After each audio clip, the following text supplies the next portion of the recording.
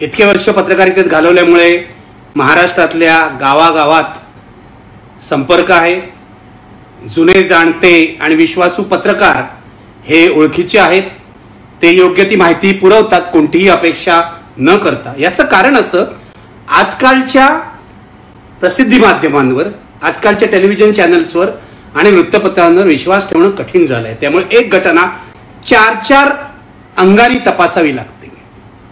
आज मी अशीच तपासणार आहे ती पालघरची घटना। तुम्हाला माहिती आहे, पालघरला लिंचिंग झालं, भयंकर अशी ही घटना होती, जी घटना पाहून किंवा ऐकून अंगावर शहारा व्हावा, माणुसकीला लांछन निर्माण व्हावं अशी ही घटना होती। 16 तारखेला ही घटना घडली। पोलिसांनी कारवाई केली, जिल्हाधिकाऱ्यांनी पत्रकार परिषद घेतली, त्याचे तपशील पत्रकारांना सांगितले। जिल्हाधिकाऱ्यांच्या या पत्रकार परिषदेचा व्हिडिओही मी फेसबुकवर टाकलेला आहे, तो तुम्ही जाऊन बघा। आणि मग अचानक 18 तारखेला आणि 19 तारखेला गदारोळ झाला की 2 साधू मारले गेले आणि हिंदू समाज गप्प कसा। कोणी मारले आहे साधूंना? जे सेक्युलर आहेत ते बोलत का नाहीत? काय झालं सेक्युलर लोकांना? जेव्हा एखादा मुसलमान मारला जातो, एखादा दलित मारला जातो, तेव्हा तुम्ही बोलता। आता हिंदू साधू मारले गेल्यावर तुम्ही बोलत का नाही? हा सगळा भाजपचा प्रचार, हिंदुत्ववाद्यांचा प्रचार। मला आधी एक पहिला प्रश्न त्यांना विचारायचा आहे। घटना 16 तारखेची आहे, 17 तारखेला जिल्हाधिकाऱ्यांनी तपशील दिला पत्रकारांना, स्थानिक वृत्तपत्रात तो छापून आला। तुम्ही काय झोपला होतात का 24 तास पहिले? मी पुन्हा एकदा सांगतो, ज्या ठिकाणी घटना घडली तो जो भाग आहे, ते जे गाव आहे, ते महाराष्ट्र आणि गुजरातच्या सीमारेषेवरचं गाव आहे। नगर हवेली पासून अर्ध्या पाऊण तासाच्या अंतरावरचं हे गाव आहे। घटना घडल्यानंतर पहिले 48 तास हे भारतीय जनता पक्षाचे समर्थक, ट्रोल्स, भक्त, विकृत समर्थक काही बोलत नाही आणि अचानक या घटनेला धार्मिक रंग द्यायचा प्रयत्न करतात। मला सुरुवातीला सांगायचं आहे, अशा प्रकारे कुणीही कुणाचं लिंचिंग करणं, मग तो माणूस कोणत्याही धर्माचा असतो, कोणत्याही जातीचा असो, कोणत्याही वर्णाचा असो, कोणत्याही प्रदेशातला असो, ही अत्यंत लाजिरवाणी आणि निषेध करण्याजोगी घटना आहे। अखलाक पासून लिंचिंगच्या घटना आपण मोदींच्या राज्यामध्ये पाहत आहोत। मोदी सत्तेवर येतात, मोहसिन शेखचा पुण्यामध्ये अशाच जमावाने खून केला। हिंदू राष्ट्र सेनेच्या लोकांवर त्याचे आरोप आहेत, ते सध्या जामिनावर आहेत। पण अशा या सगळ्या त्यानंतर घडलेल्या लिंचिंगच्या घटना सातत्याने आपण पाहत आहोत। देवेंद्र फडणवीस मुख्यमंत्री असताना धुळे जिल्ह्यामध्ये अशीच एक अफवांमुळे लिंचिंग झाल्याची घटना घडली होती। भटक्या विमुक्त समाजाच्या 5 लोकांना दगडांनी ठेचून मारलं होतं। त्या घटनेशी नातं सांगणारी पालघरची ही घटना आहे। सर्वप्रथम मी या घटनेचा अतिशय तीव्र शब्दामध्ये निषेध करतो। म्हणून मी म्हटलं, कोणत्या धर्म, कोणती जात, कोणता वर्ण, कोणता वर्ग, कोणता प्रदेश, या सगळ्या पलीकडे जाऊन जे स्वतःला माणूस म्हणवतात त्यांनी अशा प्रकारच्या हिंसेचा तीव्र निषेध केला पाहिजे। आणि ही हिंसा थांबवू न शकल्याबद्दल स्थानिक प्रशासन आणि पोलिसांचा पण निषेध केला पाहिजे। तो मी करतो। आणि मग या घटनेमागचं जे सत्य आहे त्याकडे येतो। हे सत्य मी स्थानिक पत्रकारांशी बोलून, त्यांच्याशी संवाद साधून, अनेक स्थानिक लोकांशी आणि पालघरशी संबंधित असलेल्या नागरिकांशी संपर्क करून मी मिळवलेला आहे। सत्य पडताळून पाहण्यात आलेलं आहे आणि पडताळून पाहिल्यावर काय माझ्या हातात आलं ते मी तुम्हाला आज सांगणार आहे।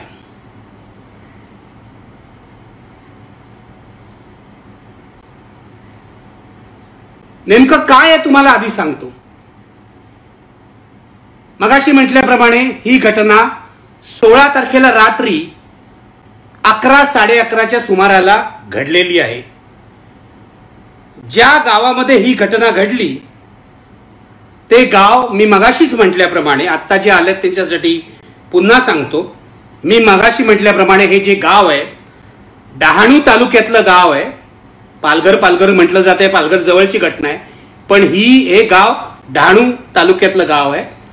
गडचिंचले असं या गावाचं नाव आहे. गडचिंचले या गावाचं नाव आहे.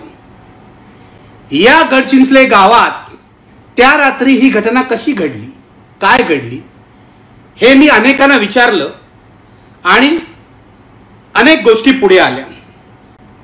रमाकांत पाटील नावाचे माझे जुने मित्र आहेत, पत्रकार आहेत पालघरमधले, महाराष्ट्र टाइम्सचे वार्ताहर होते. आज नवयुग नावाचं तिथलं एक साप्ताहिक, जुनं साप्ताहिक पालघरमधलं चालवतात. त्यांनी मला जी माहिती दिली त्यापासून मी सुरुवात करतो. ही माहिती सुद्धा मी पडताळून घेतलेली आहे आणि रमाकांत पाटील जे सांगतायत ते सत्य आहे असं मानायला हरकत नाही. रमाकांत पाटील काय म्हणतात ते बघा.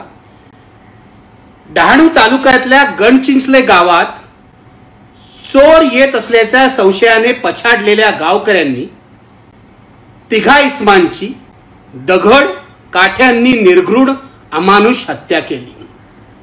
यातील दोघांना गावकऱ्यांनी पोलिसांच्या व्हॅनमध्ये शिरून तर एक जण पोलिसांच्या ताब्यात असताना त्याला मारहाण करून त्याची अत्यंत निर्दयपणे हत्या करण्यात आली. ही घटना 16 एप्रिलला रात्री 11:30 वाजच्या दरम्यान घडली. घटनेची खबर मिळताच कासा पोलीस ठाण्याचे सहाय्यक पोलीस निरीक्षक काळे, उपनिरीक्षक कटारे हे पोलिसांची कुमक घेऊन रात्री 11च्या सुमाराला घटनास्थळी पोहोचली. सारणी येथला पूर्वीचा अनुभव लक्षात घेऊन पोलिसांनी या भागातले जिल्हा परिषद सदस्य काशीनाथ चौधरी यांनाही सोबत घेतलं होतं. मात्र जमावाच्या आक्रमकपणामुळे पोलीस आणि चौधरी काहीही करू शकले नाहीत. जमाव कुणाचंही ऐकण्याच्या मनस्थितीत नव्हता. चोर येत असल्याच्या संशयाने पछाडलेल्या गावकऱ्यांच्या आक्रमकतेपुढे पोलीसही अक्षरशः निष्प्रभ ठरले. बघा, लक्षात घ्या, गडचिंचले हे गाव सीमेवरचं गाव आहे. या गावामध्ये आणि या गावाच्या सगळ्या परिसरातल्या गावांमध्ये व्हॉट्सअपवरून किंवा इतर माध्यमातून एक सतत अफवा गेले काही दिवस चालली होती की गावामध्ये चोर येणार आहेत आणि हे चोर साधूंच्या किंवा डॉक्टरच्या वेशामध्ये येणार आहेत आणि तुमच्या मुलांना पळवून नेणार आहेत. ही अफवा इतकी जोरदार झाली की जवळच्याच एका गावातल्या ग्रामपंचायतीने पोलिसांना तसं पत्रही दिलं. या पत्रावर अर्थातच पोलिसांनी काहीही कारवाई केली नाही आपल्या नेहमीच्या पद्धतीनुसार. आणि इथे जे म्हणतायत की सारणी येथला पूर्वीचा अनुभव जो आहे तो लक्षात घेऊन, म्हणजे बघा, ह्या अफवा कशा चालल्या होत्या, या अफवांचा फटका स्थानिक कार्यकर्त्यांना बसत होता. आणि इथले एक डॉक्टर आहेत, समाजसेवक आहेत, खूप चांगलं काम करतात या सगळ्या भागामध्ये. त्यांचं नाव आहे बघा, मी तुम्हाला सांगतोय त्यांचं नाव. एक मिनिट जरा थांबा.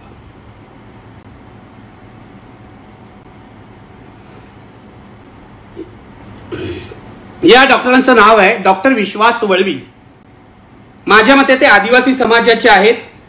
आणि या डॉक्टरांना 14 एप्रिलला म्हणजे 16 एप्रिलच्या आधी 2 दिवस असाच अनुभव आला.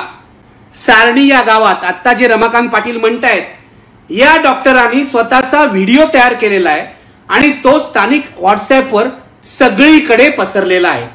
हे जे डॉक्टर विश्वास वळवी आहेत, त्यांना ते साहित्य वाटून येत होते गावामध्ये. मेडिकलचं साहित्य, अन्नधान्य हे वाटून येत होते, हेल्थ चेकअप करून येत होते. डॉक्टर या परिसरामध्ये लोकप्रिय आहेत, चांगली सेवा करतायत रुग्णांची, त्यामुळे लोकांमध्ये त्यांच्याविषयी आदराची भावना आहे. तरी सुद्धा सारणी या गावामध्ये या डॉक्टरांना अडवण्यात आलं. 200-250 लोकांच्या जमावाने मला अडवलं असं हे डॉक्टर विश्वास वळवी म्हणतायत. डॉक्टरांनी तातडीने पोलिसांना फोन केला, पोलिसांनी डॉक्टरांची सुटका केली, पण ही सुटका करताना या 200-250च्या जमावाने डॉक्टरांवर आणि पोलिसांवर तुफान दगडफेक केली. डॉक्टर विश्वास वळवी असं म्हणतात की पोलीस नसते तर आम्ही त्या दिवशी म्हणजे 14 एप्रिलला वाचू शकलो नसतो. ही घटना आपल्याला पेपरमध्ये दिसत नाही, ही घटना आपल्याला दूरदर्शनवर दिसत नाही, ही घटना स्थानिक पत्रकारांना माहिती आहे.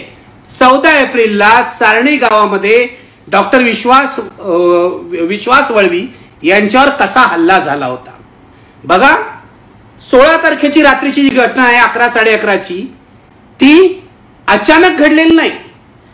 मी सांगितल्याप्रमाणे या सगळ्या परिसरात अशा अफवा पसरवल्या होत्या की तुमची मुलं चोरायला बाहेरचे लोक येणार आहेत, चोरटे येणार आहेत आणि ते साधू किंवा डॉक्टरच्या वेशात येणार आहेत. काही जणांनी मला असं सांगितलं, व्हॉट्सअपवरून या अफवांना जोड म्हणून आणखी एक अफवा पसरली की करोनाचा प्रसार करण्यासाठी काही मुसलमान सुद्धा वेशांतर करून येणार आहेत. बघा कशा प्रकारच्या अफवा पसरवल्या जातात. या भागामध्ये ही अफवा पसरली आणि या सर्व भागामध्ये, सीमेवरच्या महाराष्ट्र आणि गुजरातच्या सीमेवरच्या या सर्व भागामध्ये प्रचंड तणावाचं वातावरण होतं. गावातले लोक, बहुसंख्य गावं ही आदिवासी आहेत आणि लक्षात घ्या, ज्या गडचिंचले गावामध्ये ही घटना घडली आहे त्या गावामध्ये मुसलमानाचं एकही घर नाही. त्या गावामध्ये पुन्हा सांगतो, मुसलमानाचं एकही घर नाही. संपूर्ण हा आदिवासी पट्टा आहे. आणि हे जे गडचिंचले गाव आहे, हे गाव भारतीय जनता पक्षाच्या सरपंचाचं गाव आहे. या सगळ्या पंचायतीमध्ये भाजपचा वर्चस्व आहे.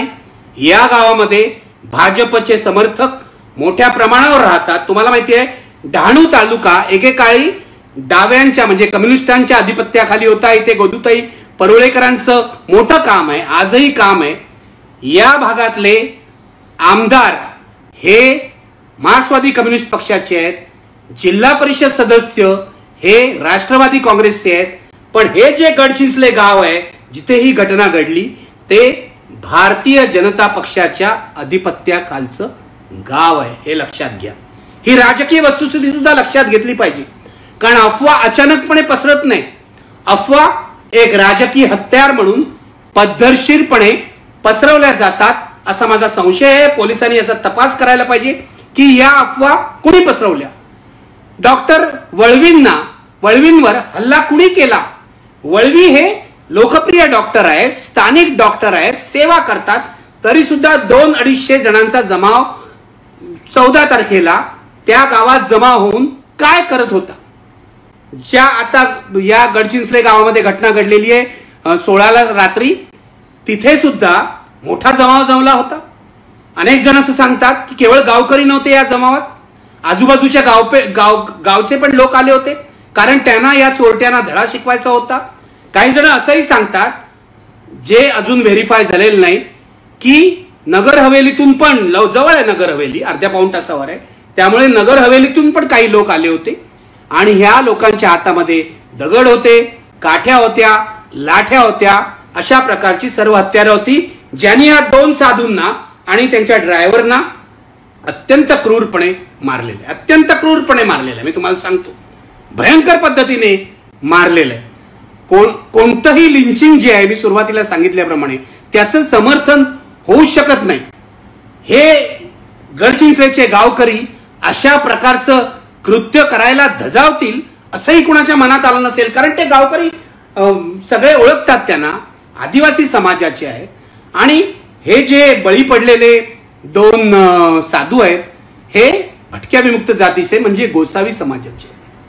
मी कायम तुम्हाला सांगितलंय, अफवानी श्रीमंताचा बळी जात नाही. अफवानी वरच्या वर्णातल्या लोकांचा बळी जात नाही. अफवा उठतात, पद्धतशीरपणे पसरवल्या जातात आणि गरिबाचा, पददलिताचा, दुबळ्याचा, आदिवासीचा, बहुजनाचा बळी जातोय. लक्षात घ्या, इथे अफवानी आदिवासींना भडकवण्यात आलं पद्धतशीरपणे असं माझं म्हणणं आहे.